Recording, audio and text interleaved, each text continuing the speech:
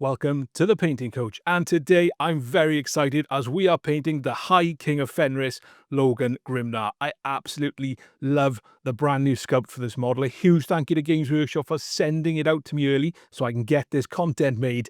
Let's jump in and let's get painting. So first off, it's worth noting I've split Logan into some sub-assemblies. So I've got Logan himself on the base. I've got a little bit of silly putty on the top there as well, just to protect the contact points for gluing the cloak on later. I've left the cloak and the head of the wolf separate as well. Now I've primed them Chaos Black. I've primed the two wolves Chaos Black. For Logan, I've primed him with Wolfkin Grey from Colourforge, and then I've gone with white scar across the top for his zenithal. The first thing I'm going to do is take some Russ Grey and paint this all over Logan's armour. Now, normally I'd use an airbrush for this, but I just want you to see that you can do it with a normal brush. It will just take 2 coats of Russ Grey. Now I'm painting it all over the bits that I want to be this colour. It's really important to not put this on too thickly so you obscure detail, but you can be fairly messy with this stage, and don't worry about getting it on areas that are going to be a different colour later.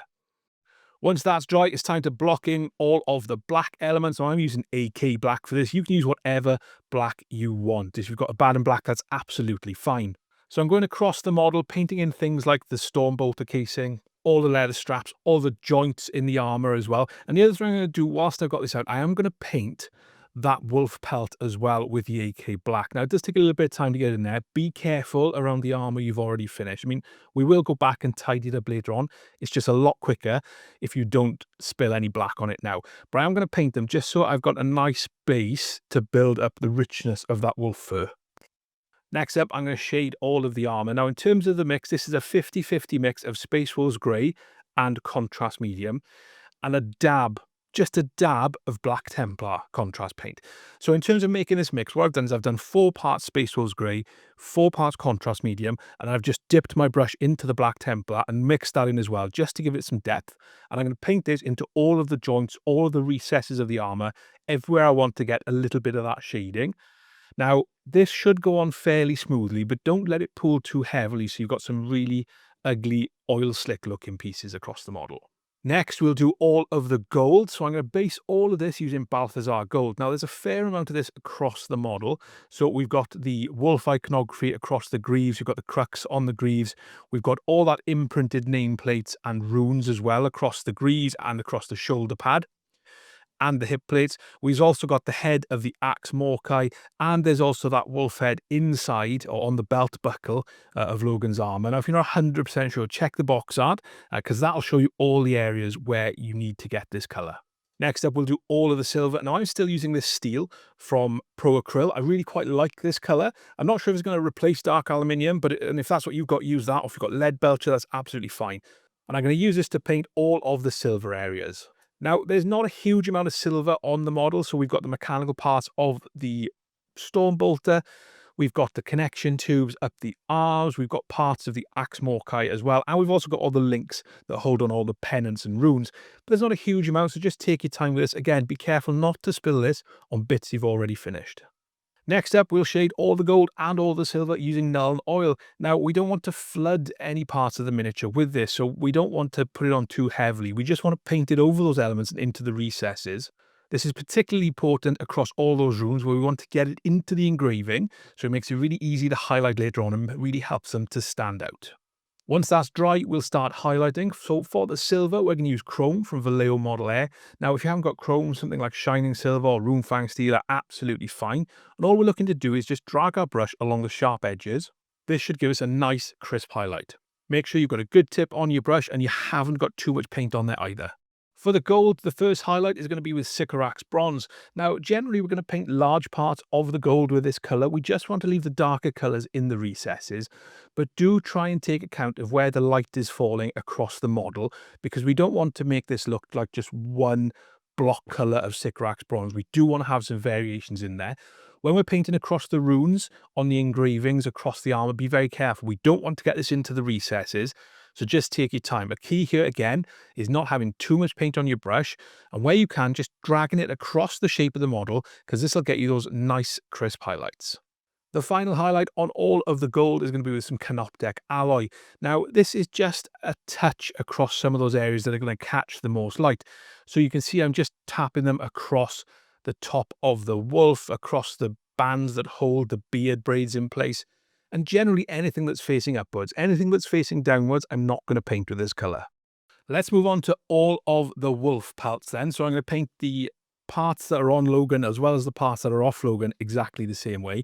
And the first colour I'm going to take is Mournfang Brown. Now I'm going to paint the entirety of the fur using the Mournfang Brown. Make sure you work it into all of those recesses. So you may have to paint down the fur and then up the fur to get it in there as well. I'm using a little bit of an older brush for this as well. That's a little bit bigger. It's a size 4, so it will just cover the area a lot quicker. Next up, where I want some lighter fur, I'm going to take some Karak Stone, and I'm using a slightly smaller brush for this, but I am just painting it on very quickly. Now, you might notice that the Mournfang Brown is still wet in places. That's absolutely fine, because it will just blend on the model as well. It'll just make that transition a little seamless, because we are using much brighter colours for this step. So again, all the areas you want to be lighter, if you're not sure, check the box art. Just paint them with the Karak Stone, and I'm working very, very quickly here to make sure that I don't let that paint dry, so I do get a little bit of a wet blend. The next colour I'm going to add is the darker colour, and I'm using Rhinox Hide for this. Now, Rhinox Hide is a very dark reddy brown, so it fits in with the other browns on there. And I'm just stippling this across into those areas where I want it to be darkest. And that's kind of across down the spine and then down each of the legs as well. And what you'll notice is that you've got a nice variation in colour here. To help bring all of that together, I'm going to take some Agrax Earthsahde and wash this across the entirety of the fur. Don't forget, I'm doing the head, I'm doing the cloak, and I'm doing the legs that are going down Logan's front at this point. Now, with the Agrax Earthsahde, you want it in the recesses. You don't want it to pool really heavily because it can get a little bit glossy as it dries. So just make sure you keep working and working that across the model so that you get it in there and you get a nice shade rather than pools of Agrax Earthsahde. When that was completely dry, I went back in with some of the Mournfang Brown and just used this to highlight along the transition between the Karak Stone and the Mournfang Brown and the Rhinox Hide, just to give a little bit more of a reddy brown. Now, I've kept this paint quite thin, so as it dries, it does blend down a bit. So it looks quite bright now, but it will blend into the model quite nicely. Now, I'm using a good brush for this. It's a size 3 artist opus. It's got a really good tip, really good belly. I recommend this brush to absolutely everyone. If you want to get your own, use the link in the description. You can also get 5% off as well. To highlight some of the darker fur, I used a little bit of Gorthor Brown. And again, this is much more of a precision highlight. So I'm looking at highlighting individual bits of fur. Now, if you prefer, you can use a dry brush. And when I paint the wolves later, I'll show you what that looks like. But for me, I just want to get a lot more definition across this area of the pelt. When it comes to the lighter areas, I'm going to take some Ushabti Bone. And again, I'm being very deliberate with how I do these highlights. So I'm highlighting the individual bits of fur rather than trying to dry brush across the entirety of the cloak. This gives me a lot more control and also helps me to make sure that I don't over highlight and that it doesn't get overly bright. Now, if it does, I can just go back in with some Mournfang Brown and just ease that transition a little bit. Next up, we'll do the inside of the pelt. Now, normally I do this a fleshy colour, but looking at the box art, it's a bit more of a red colour. So with that in mind, I'm going to base this using Khorne Red. So make sure you get this into all the recesses. Be very careful not to spill this onto any part of the cloak and the fur. The other thing I'm going to do as well is if you look at Logan's loincloth, that's kind of the reverse. So the fleshy bit is on the outside, whereas the fur is on the inside. So I'm going to paint that exactly the same way that I paint this. Once that's dry and I've got a really nice even coverage, I'm going to wash it with some Nuln Oil, focusing on getting this into the recesses. Now, again, I don't want this to pool too heavily. So if you imagine how this is going to dry, it means the Nuln Oil is all going to flow towards the bottom. I don't want that. So I'm just going to paint it over and have like a really thin layer of Nuln Oil rather than flood it. When that's completely dry, it's really important that it's completely dry. I'm going to go in with some Khorne Red and start to highlight back up. Now, I'm going to leave that Nuln Oil in the recesses. I'm going to leave it in the folds, which are going to be naturally darker. And then I'm just going to start to highlight those larger areas using the Khorne Red. Next up, we'll start the highlighting in earnest. And the colour I'm going to use for this is Wazdakka Red, which I really, really like this red. I should use it more. And generally, what I'm looking to do here is highlight those raised creases on the fold, but I'm also looking to pick out some of the detail on that engraving that goes around and on that rune. So I'm looking to highlight the bottom edges. I'm looking to highlight inside next to the runes, being careful not to spill into them, because this is just going to help it be a little bit more accessible and a little bit more readable when you look at the model. The last highlight on top of all that is with Squig Orange. Now I'm going to do exactly the same thing as the previous step, but I want to keep this inside the Wazdakka Red. So to do that, make sure you've got a really good tip on your brush, not too much paint. Again, I'm still using a size 3 brush for this because it's excellent. The tip is fantastic on it, and it really does help you get through this work quite quickly. As you can see, I've painted the loincloth exactly the same way, but I also want to paint the trim of the belt buckle, which is a much brighter red. So to do this, I'm going to take some Evil Sunz Scarlet and just very carefully draw this along the line of the belt buckle, which again, check the box art if you're not sure what this looks like. Next, we'll do all of the bone elements. So I'm just going to base these using Ushabti Bone. We've got some skull elements. We've also got some teeth tokens that Logan's got, and of course, everything on the base. I'm then going to wash all of these elements using some Agrax Earthsahde. So make sure you really get this into the recesses. For the teeth, it's more a case of staining it, so you've got something to highlight. But again, you don't want massive pools of Agrax Earthsahde because it's just going to look really ugly. So you just want to paint it on in nice thin layers rather than clumping it all on at once. When that's completely dry, we'll go in with some Screaming Skull and we'll use this to highlight all of the bone elements. So what we're looking to do where we can is drag the brush across any sharp elements to get a nice crisp edge highlight. Where we can't do that, we're just going to very carefully paint them in where we think the most light is going to be. Now, if you do make any mistakes, you can just use a little bit of Ushabti Bone just to shade it back down a little bit, but generally this is a fairly easy and straightforward step. And don't forget everything on the back of the wolf pelt as well. Normally I'd leave faces until last, but because of the way Logan's hair and beard is designed, it's going to pay to do the face first. So I'm going to take some Bugman's Glow and I'm just going to base this across all of Logan's facial features, getting it into those recesses, but I'm going to use 2 or 3 thin coats because I don't want it to clog any of the detail. Next up, we'll use some Cadian Flesh Tone to start highlighting. Now, luckily, there's a lot of detail on Logan's face. He's got a very furrowed brow. He's got some very old and wrinkly features, for want of a better term, so it's really easy to pick these out with the brush. Just take your time, leaving that Bugman's Glow in the recesses. We're not going to use a wash, we're just going to work up through some layers. Next, we'll really start to highlight using some Kislev Flesh, so I want to focus this along the most raised prominent features. So we're talking about Logan's brow. We're also going to really reinforce those wrinkles across his forehead. And the last highlight on all of the flesh is going to be with Flayed One Flesh, which again is much brighter, but we want to focus this on things like the end of the nose and just really accentuating the center of his furrowed brow, a little bit on the cheekbones, because again, that's just going to really add to his facial features and make him look really old and wise. So with the face done, let's paint all of the hair. So we're going to paint this slightly differently. We're not going to go through greys. We're going to use a bit more of an earthy tone. So I'm going to base all of the hair using Skaven Blight Dinge. Now, this doesn't cover fantastically well, but obviously be very careful not to get this onto any of the face that you've already painted. Next up, we'll go to some Storm Vermin Fur. And what I'm looking to do with this is paint this over the majority of the hair, pretty much the entirety, but only on the top. So any bits underneath, we're going to leave those Skaven Blight Dinge. I'm not worrying about picking out any hair or anything like that right now. I'm just focusing on getting the bits that are going to catch the light, a nice even coverage of Storm Vermin Fur. I'm then going to take a 50-50 mix of Storm Vermin Fur and AK White. Now you can use whatever a white paint that you've got. And what I'm looking to do here is start to pick out those individual strands and the individual plaits of the beard. So again, I'm still using my size 3 brush. I'm making sure that I've got a good tip, not too much paint, and I'm just drawing across where I can see the texture that's been sculpted onto the model.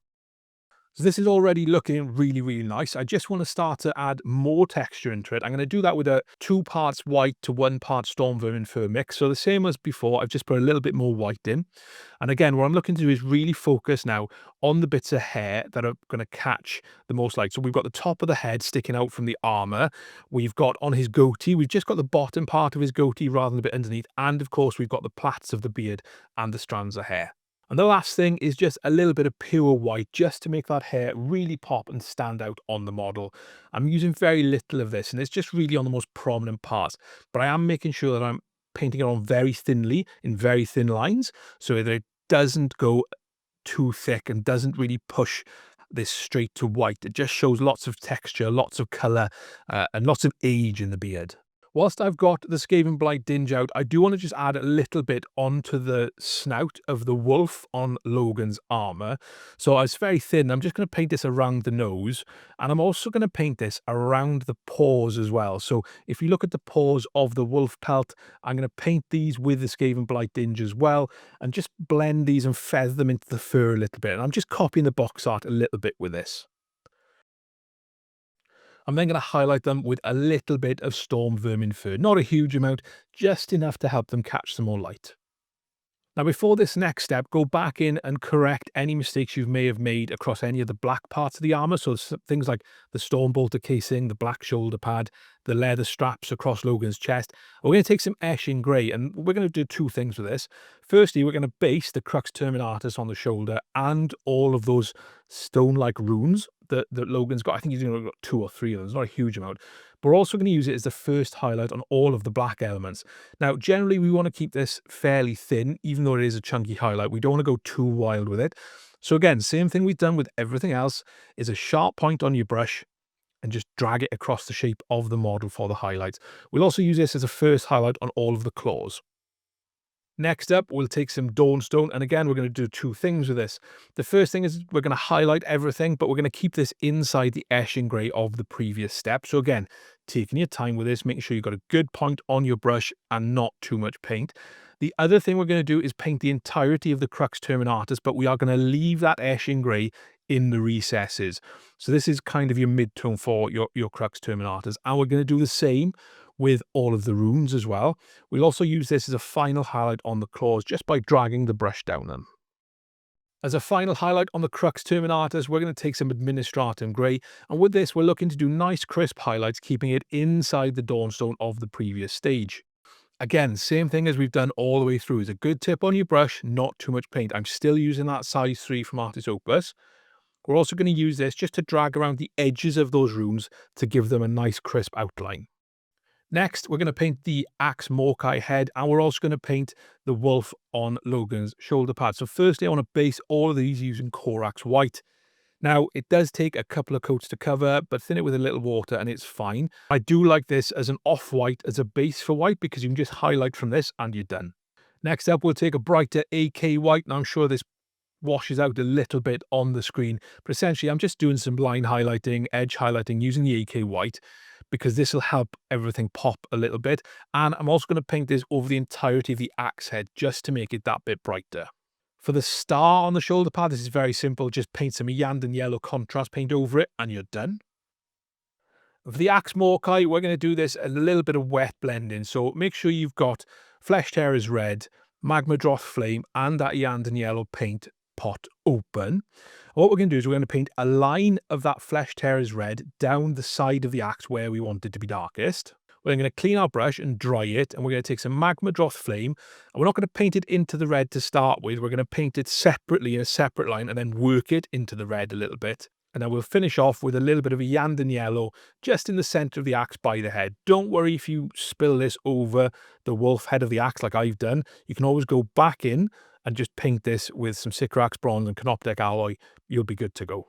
When that's completely dry, I just want to darken the edges of the axe a little bit. So I don't want to go in too thick. So I'm just going to take some Nuln Oil. I'm just going to paint a thin layer of Nuln Oil down the edge of the axe blade, and that'll just darken it ever so slightly. Now I want to highlight the axe a little bit, so I'm going to take some Wild Rider Red, and what I'm going to do here is drag this along the shape of the axe. Again, not too much paint, good point on your brush, still using my size 3. I just want to work this by pulling it across the edges. I'm going to paint a little bit of some of the cracks across the axe, but not a huge amount because I think it takes away from the colour underneath. But generally, this just gives you that nice edge highlight that helps the axe pop a little. On the inside, I'm going to take a little bit of Fire Dragon Bright and do exactly the same thing. Again, catching the edges, which is really easy. Maybe a little bit across some of those cracks, but very, very little. For all of the gems on Logan, I'm going to base them with AK White. I'm then going to take that Flesh Terror's Red contrast paint and just paint this over them. So we've got one on the chest, we've got one on the Axe Morkai, and we've got one on the back of that wolf pelt. And then when that's dry, I'm going to just mix in a little bit of white paint with the Flesh Terror's Red and just tap this across the top to give me that glistening gem. We'll move on to highlighting the armor next. Now, the first thing to do here is take some Russ Grey and paint over any mistakes you've made. Now, I made quite a few, so it did take me a little bit of time to go back in with the Russ Grey and correct all of these elements. The highlight color we're going to use is Fenrisian Grey, which is nice and bright. And what we're looking to do where we can is drag the brush across any sharp elements of the model, and this will give us nice, crisp highlights. Where we can't drag the brush, we're just going to very carefully have to paint those highlights in, but we'll do that using a nice sharp point. Again, not too much paint on our brush. We're just going to work our way around, making sure we catch as many edges as we can, because again, that's going to help this armor to pop and help it to stand out. To finish the highlighting on the armor, we're going to take some blue horror, and we're going to focus this across areas that are going to catch the most light. So particularly parts of the armor that are facing upwards, but also parts where we want to just accentuate the highlight. Again, you can see not a huge amount of paint on my brush, and a really good tip where we can drag the brush to get the nice crisp highlight, because that just saves you so much time.